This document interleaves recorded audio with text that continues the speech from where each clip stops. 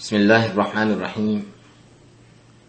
إن الحمد لله نحمده ونستعينه ونستغفره ونعوذ بالله من شرور أنفسنا ومن سيئات أعمالنا.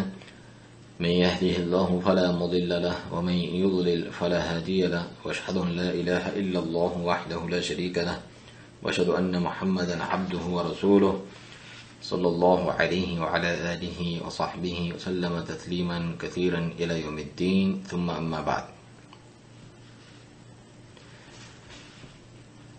آج کا یہ جو مختصر سا بیان ہے، اس کا عنوان ہے کہ مومنوں کا امتحان ضرور ہونا ہے.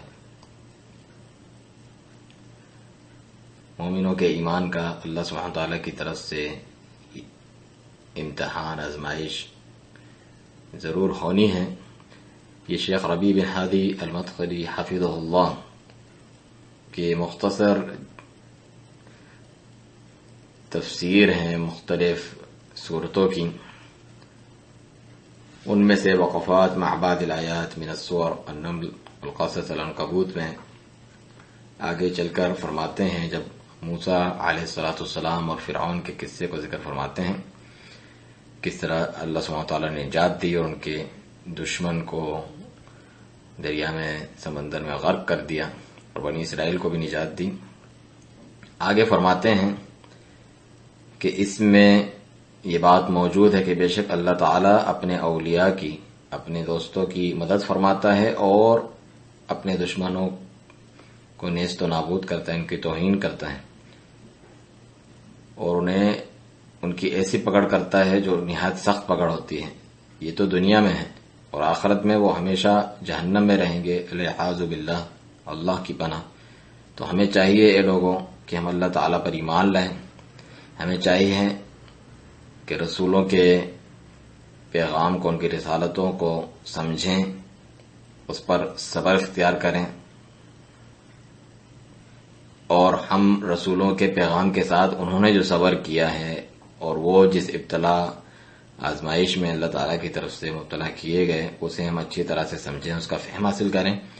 فرمانے والی تعالیٰ ہے سورۃ العنکبوت آیت 1 سے 4 تک، الف لام میم حسب الناس ان یترکوا، کیا لوگ یہ سمجھتے ہیں کہ انہیں یوں ہی چھوڑ دیا جائے گا، ان یقولوا آمنا وهم لا یفتنون، کہ وہ بس کہیں کہ ہم ایمان لائیں اور ان کی آزمائش نہ ہوگی، فتنے میں ڈالنا یعنی آزمائش نہ ہوگی. وَلَقَدْ فَتَنَّ الَّذِينَ مِن قَبْلِهِمْ، اور تحقیق ہم نے ان سے پہلے لوگوں کو بھی جو ہے آزمائش میں ڈالا، امتحان لیا. فَلَيَعْلَمَنَّ اللَّهُ الَّذِينَ صَدَقُوا وَلَيَعْلَمَنَّ الْكَاذِبِينَ.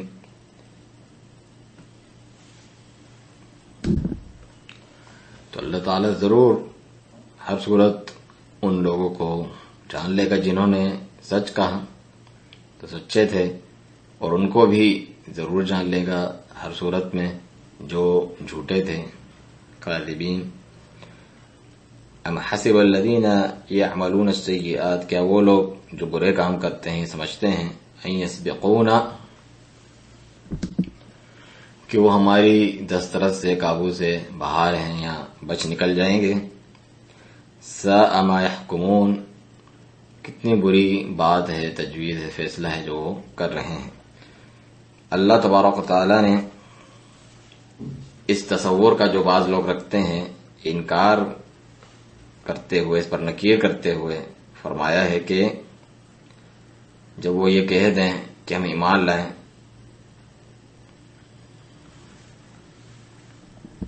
تو یہ کہنے کے بعد وہ بس محفوظ رہیں گے، آرام سے رہیں گے، اطمینان اور امن سے رہیں گے اس دنیا میں.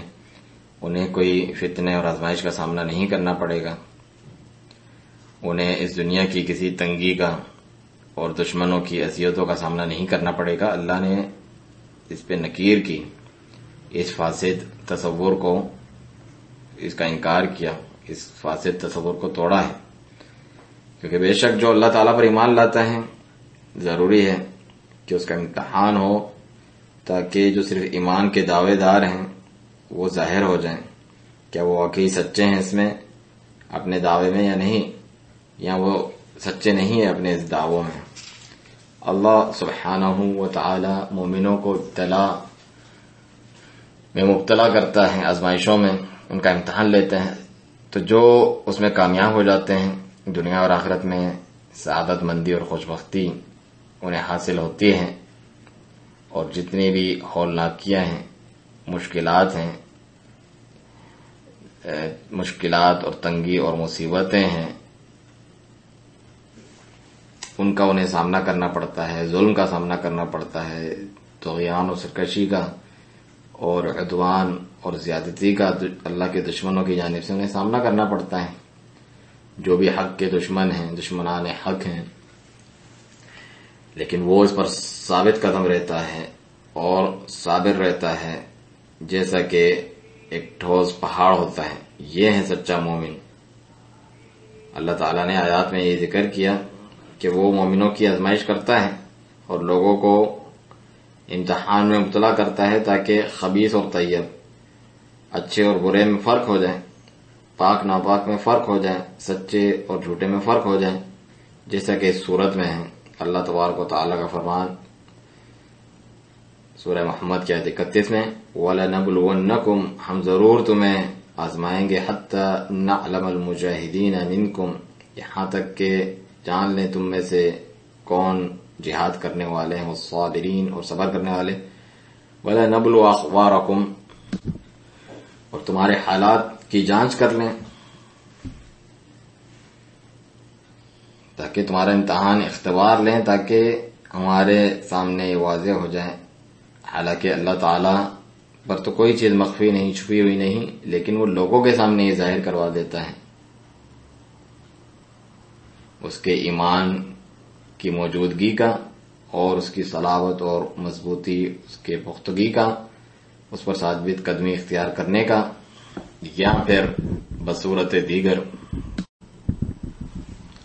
اس کے ایمان کی کمزوری یا ٹیڑھ پن کا، انحراف کا۔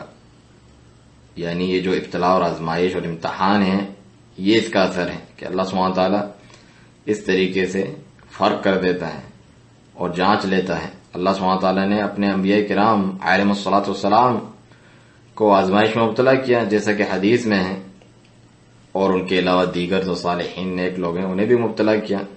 چنانچہ حدیث یہ ہے، مصعب بن سعد سے، وہ اپنے والد سے روایت کرتے ہیں، فرمایا میں نے یہ عرض کی کہ یا رسول اللہ، ای الناس اشد بلاء، سب سے زیادہ آزمائشیں کنہیں پہنچی، کون مبتلا ہوئے آزمائش میں؟ فرمایا نبی صلی اللہ علیہ وسلم نے الانبیاء ثم الامثل فالامثل، انبیاء کرام اور پھر جو ان کے جیسے تھے، پھر جو ان کے جیسے تھے۔ پھر فرمایا فَيُبْطَلَ الرَّجُلُ عَلَى حَسْبِ دِينِهِ، انسان کے دین کے اعتبار سے اس کی آزمائش ہوتی ہے۔ فَإِنْ كَانَ دِينُهُ صُلْبًا، اگر اس کا دین بہت مضبوط ہے، اشتد بلاؤہ، اس کی آزمائش بھی شدید ہوتی ہے۔ وَإِنْ كَانَ فِي دِينِهِ رِقَّةٌ، اگر اس کے دین میں کمزوری ہوتی ہے، ابْتُلِيَ عَلَى حَسَبِ دِينِهِ، تو اسے بھی اس کے دین کے مطابق آزمائش میں ڈالا جاتا ہے۔ فَمَا يَبْرَحُ الْبَلَاءُ بِالْعَبْدِ، اس کی آزمائش اس کا پیچھا چھوڑتی نہیں ہے، حتی يتركه يمشي على الارض ما عليه خطيئة، یعنی کہ جب آزمائش کی پھٹیوں سے انسان نکلتا ہے اس میں سے، تو اس طریقے سے جیسا کہ اس پر زمین پر چل رہا ہوتا ہے اور اس پر کوئی گناہ نہیں موجود ہوتا، یعنی اس کے ذریعے سے گناہ بھی مٹتے رہتے ہیں۔ سنن ترمذی اور ابن ماجہ کی روایت ہے۔ تو اے مسلمان، یہ گمان نہ کرنا کہ بس ایمان کا دعویٰ کر کے امتحان اور ابتلا آزمائش سے اور فتنوں اور ہولناکیوں سے بچ سکو گے۔ اللہ تعالیٰ اپنے نبی محمد صلی اللہ علیہ وسلم اور ان کے صحابہ کو مخاطب کرتے ہوئے فرماتا ہے وَلَنَبْلُوَنَّكُمْ بِشَيْءٍ مِّنَ الْخَوْفِ، ہم ضرور تمہیں آزمائیں گے کچھ خوف سے، والجوع، بھوک سے، ونقص من الاموال والانفس والثمرات، اور مالوں کی کمی، جانوں کی کمی اور پھلوں کی کمی سے بھی آزمائیں گے۔ وبشر الصابرین، صبر کرنے والوں کو بشارت دے دیں، خوشخبری دے دیں۔ الذین اذا اصابتهم مصیبہ، وہ کہ جب انہیں کوئی مصیبت پہنچتی ہے، قالوا، وہ کہتے ہیں، انا للہ، ہم سب یقیناً اللہ ہی کے لیے ہیں، وانا الیہ راجعون، اور یقیناً ہمیں اسی کی طرف لوٹ کر جانا ہے۔ اولئک علیہم صلوات من ربہم ورحمہ، یہ وہ لوگ ہیں کہ جن پر ان کے رب کے درود ہیں اور رحمتیں ہیں، وَأُولَئِكَ هُمُ الْمُهْتَدُونَ، اور یہی لوگ ہدایت یافتہ ہیں۔ یہ سورہ بقرہ کی آیت 155 سے 157 ہے۔ تو یہ وہ لوگ ہیں جن کو سامنا کرنا پڑتا ہے مصیبتوں کا اپنے مال میں، جان میں اور ان کے علاوہ چیزوں میں، تو وہ اس کا کس طرح سامنا کرتے ہیں؟ رضامندی سے، صبر سے، تحمل سے اور ایمان سے، کہ یہ اللہ تبارک و تعالی کی طرف سے ہیں اور ان سب کو اللہ کی طرف لوٹ کے جانا ہے۔ ان کو پورا یقین ہوتا ہے اس بات کا، تو اللہ تعالیٰ نے بھی ان کی تعریف فرمائی کہ اولئک علیہم صلوات من ربہم ورحمۃ، اللہ تعالیٰ کی بھی ان پر صلات ہے اور اللہ تعالیٰ کی بھی ان پر رحمت ہے، اور یہی لوگ واولئک هم المہتدون، یہی ہدایت یافتہ ہیں۔ اور کتنا بہترین بدلہ ہے یہ، کیا ہی خوب یہ جزا اور بدلہ ہے۔ تو یہ گواہی ہے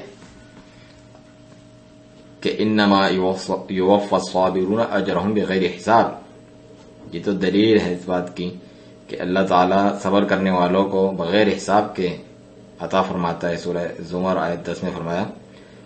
تو بہت سارے جو مسلمان ہیں اور سلفی خصوصی طور پہ، انہیں بہت سے امتحانات اور ابتلاءات، آزمائشوں کا سامنا کرنا پڑتا ہے۔ بعض ان میں سے جو ہے وہ جھک جاتے ہیں،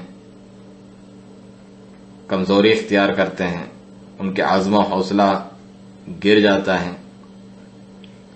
ان مشکلات کے اور آزمائشوں اور امتحانات کے سامنے۔ تو انہیں یہ کہا جاتا ہے یہاں تو اپنی داڑھی کاٹ دو ورنہ تمہیں جیل میں ڈال دیں گے، تو وہ اٹھتا ہے اور کاٹ دیتا ہے۔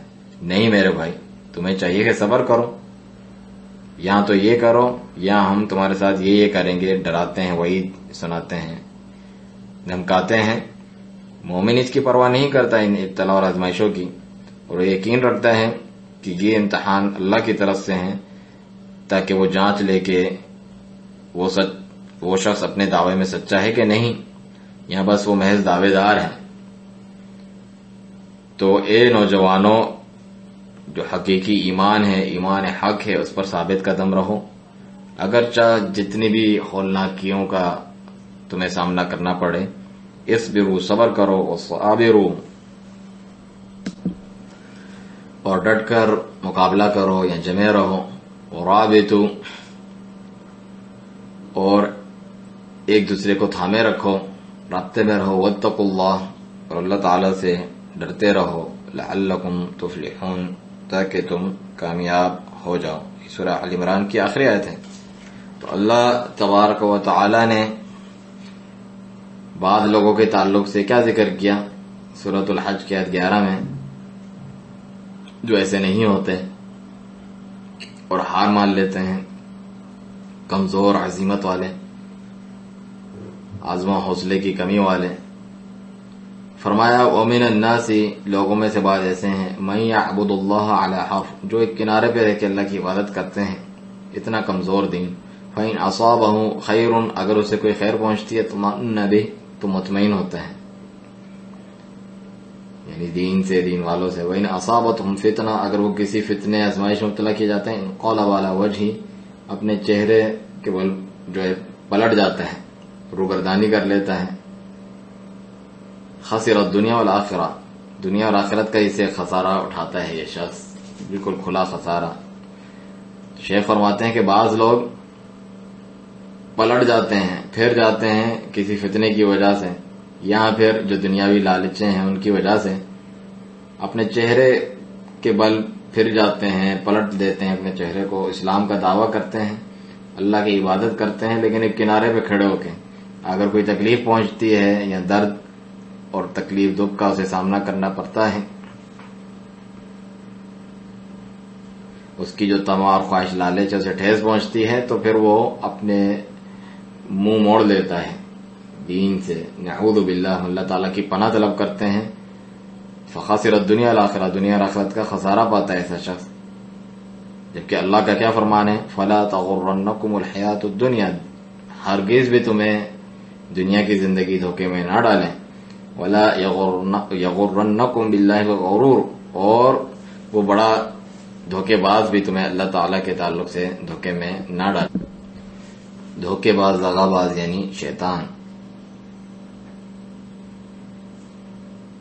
تو واویلا کرنا، چیخنا چلانا ہولناکیوں اور تنگیوں، سختیوں اور مشکلات اور امتحانات کے وقت یہ نہیں ہونا چاہیے، کیونکہ یہی تو امتحان اور ابتلا آزمائش ہے اللہ تبارک و تعالیٰ کی طرف سے.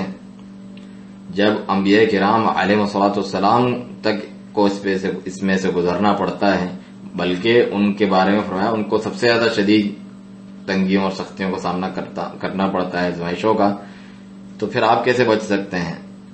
جنت اتنی سستی نہیں ہے، جنت بہت مہنگا سودا ہے اللہ کی طرف سے، جس کے لیے قربانیاں دینی پڑتی ہیں، اپنے مال کی، اپنی روح جان کی، اس کے لیے جہاد کی ضرورت پڑتی ہے، نیکی کا حکم کرنے اور برائی سے روکنے کی ضرورت پڑتی ہے.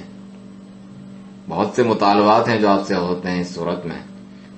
تو آپ پوری حرص کریں کہ اللہ تعالیٰ کا تقرب حاصل کریں، اس کے قریب ہونے کی کوشش کریں، اس کی ملاقات کی امید رکھیں، اس کے ثواب کی امید رکھیں، اور جس قدر آپ کو میسر ہے، آپ کی استطاعت طاقت میں اللہ کی اطاعت فرمانبرداری کریں، اس کا تقرب حاصل کریں.